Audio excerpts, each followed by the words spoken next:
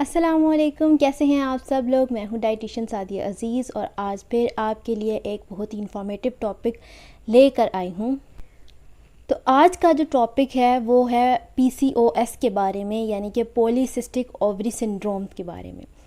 اب یہ ہوتا کیا ہے، کس وجہ سے ہوتا ہے، اس کی ٹریٹمنٹ کیا ہے، یہ سب آج کی ویڈیو میں ہم ڈسکس کریں گے۔ PCOS بہت ہی کامن پرابلم ہے جو آج کل بہت سی فیمیلز اور بہت سی گرلز میں ہوتا ہے۔ یہ بیسیکلی ایک ہارمونل پرابلم ہے جو کہ ریپروڈکٹیو ایج میں ہوتی ہے لڑکیوں میں، اور اس میں کیا ہوتا ہے کہ آپ کے جو پیریڈز ہیں یا تو مس ہونے لگتے ہیں، یعنی کہ آپ کا مینسٹرویشن سائیکل جو ہوتا ہے وہ یا تو بہت لمبا ہو جاتا ہے کہ کئی مہینے تک آپ کو پیریڈز نہیں ہوتے، یا پھر جب وہ ہوتے ہیں تو بہت پرولونگ ہوتے ہیں اور بہت ہیوی پیریڈز ہوتے ہیں۔ اس پرابلم میں اس کے علاوہ کیا ہوتا ہے کہ جو ایک میل ہارمون ہوتا ہے جس کو ہم اینڈروجن کہتے ہیں، اس کی سیکریشن زیادہ ہو رہی ہوتی ہے یا وہ بڑھنے لگ جاتا ہے فیمیل باڈی میں، یعنی کہ فیمیل باڈی میں میل ہارمون بہت زیادہ ہو جاتا ہے، اس کی جو سیکریشن ہے، یا عام الفاظ میں بولیں کہ وہ بہت زیادہ لڑکیوں کی جو باڈی ہے اس میں بہت زیادہ ہونے لگ جاتا ہے، جن کو PCOS ہوتا ہے ان کے ساتھ یہ مسئلہ ہوتا ہے۔ تو پہلے ان کو یہ علامات ہوتی ہیں ان کی کہ ان کو پیریڈز مس ہو رہے ہوتے ہیں، ان کا جو یہ میل ہارمون اینڈروجن ہوتا ہے یہ زیادہ ہو جاتا ہے۔ اب اس کی وجہ سے کیا ہوتا ہے، اس کی وجہ سے جو سمٹمز ہیں وہ ہم آگے ڈسکس کریں گے تو آپ کو سمجھ آئے گا کہ اس کی وجہ سے کیا کچھ ہوتا ہے۔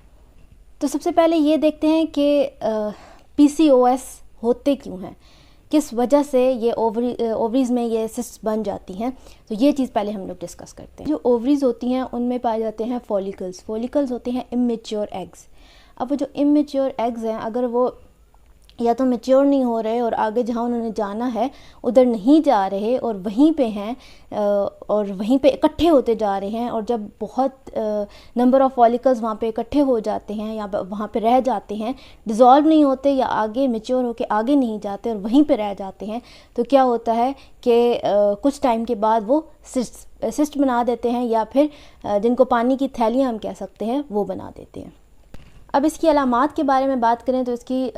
علامات میں بیسک چیز جو ہم نے پہلے بات کی کہ پیریڈز ریگولر نہیں ہوتے، ارریگولر پیریڈز ہوتے ہیں، ٹائم پہ نہیں ہو رہے ہوتے، کئی مہینوں تک پیریڈز نہیں ہوتے۔ اس کے علاوہ فیشل ہیئرز زیادہ آ رہتے ہیں، جب میل ہارمون اینڈروجن کی ہم نے بات کی تھی کہ وہ زیادہ ہو جاتا ہے تو فیشل ہیئرز زیادہ ہو جاتے ہیں، منہ پہ زیادہ بال آنے لگ جاتے ہیں، یا پھر ایون جسم پہ بھی بال زیادہ ہونے لگ جاتے ہیں، یہ بھی اس کی ایک علامت ہے۔ موسٹلی جو PCOS کے پیشنٹس ہوتے ہیں ان کا ویٹ کا مسئلہ ہوتا ہے کہ ان کا یا تو ویٹ زیادہ ہو جاتا ہے یا پہلے کا زیادہ ہوتا ہے، تو بیسک جو سب سے پہلا کام جو کیا جاتا ہے اس کو کیور کرنے کے لیے وہ ویٹ کم کروایا جاتا ہے کہ آپ کا ویٹ کم ہوگا تو ایزیلی آپ کی یہ جو پرابلم ہے یہ ختم ہو سکتی ہے یا کسی حد تک کم ہو سکتی ہے۔ جن لوگوں کو PCOS ہوتا ہے ان کے لیے بیبی کنسیو کرنا مشکل ہوتا ہے، یا وہ نہیں کر پا رہے ہوتے، یا اگر کنسیو کر لیتے ہیں تو یا مس کیریج ہو جاتا ہے یا پری میچور برتھ، یعنی کہ وقت سے پہلے جو ہے وہ بیبی پیدا ہو جاتا ہے، تو یہ کمپلیکیشنز رہتی ہیں یا ہو جاتی ہیں جب آپ کو PCOS ہو۔ اس کے علاوہ اس میں ڈائبٹیز یعنی کہ شوگر یا ذیابیطس کا ہونے کا چانس جو ہے وہ بہت زیادہ ہوتا ہے، آپ کو ڈپریشن ہونے کا چانس بہت زیادہ ہوتا ہے کہ آپ ڈپریشن میں بھی اس کی وجہ سے جا سکتے ہیں، کیونکہ ہارمونل امبیلنس ہے، اور جب آپ کے ہارمونز امبیلنس ہوتے ہیں تو بہت سے لوگ ایسے ہوتے ہیں جو ڈپریشن میں چلے جاتے ہیں۔ اگر ہم لوگ PCOS کے ٹریٹمنٹ کے بارے میں بات کریں کہ PCOS کی ٹریٹمنٹ کیسے کی جائے یا اس کو کیور کیسے کیا جا سکتا ہے، تو آبویسلی میڈیسنس تو ہوتی ہی ہوتی ہیں، لیکن سب سے پہلا جو کام ہوتا ہے، یہ سب سے پہلی جو چیز ہوتی ہے وہ ہوتی ہے لائف سٹائل موڈیفائی کرنا، جس میں سب سے پہلی آپ کی ڈائٹ ہیبٹس کو چینج کرنا ہوتا ہے، یعنی کہ اچھی ڈائٹ جو ہے آپ نے اپنی لینی سٹارٹ کرنی ہوتی ہے، اپنی ڈیلی روٹین میں اچھی ڈائٹ کو شامل کرنا ہوتا ہے، جنک وغیرہ چھوڑ دینا ہے اور شوگری ڈرنکس چھوڑ دینی ہے، کیونکہ انسولین ریزسٹنس ہو جاتی ہے تو شوگر بھی کم سے کم لینی ہے آپ نے، یا کوشش کریں کہ اوائڈ کریں۔ اگر آپ کا ویٹ بھی بڑھا ہوا ہے پھر تو ڈیفینیٹلی آپ کو شوگر اوائڈ کرنی ہے، شوگری ڈرنکس اوائڈ کرنی ہے، اور اس کے علاوہ ایکسرسائز جو ہے اس کو اپنی لائف میں ڈیلی روٹین میں شامل کرنا ہے، کیونکہ ایکسرسائز جو ہے وہ اس چیز کو بہت جلدی لے کے چلتی ہے، آپ کے ویٹ لاس میں بھی ہیلپ کرے گی، آپ کے ہارمونز کو بیلنس کرنے میں بھی ہیلپ کرے گی، تو یہ جو PCOS کا مسئلہ ہے یہ بہت جلد اس سے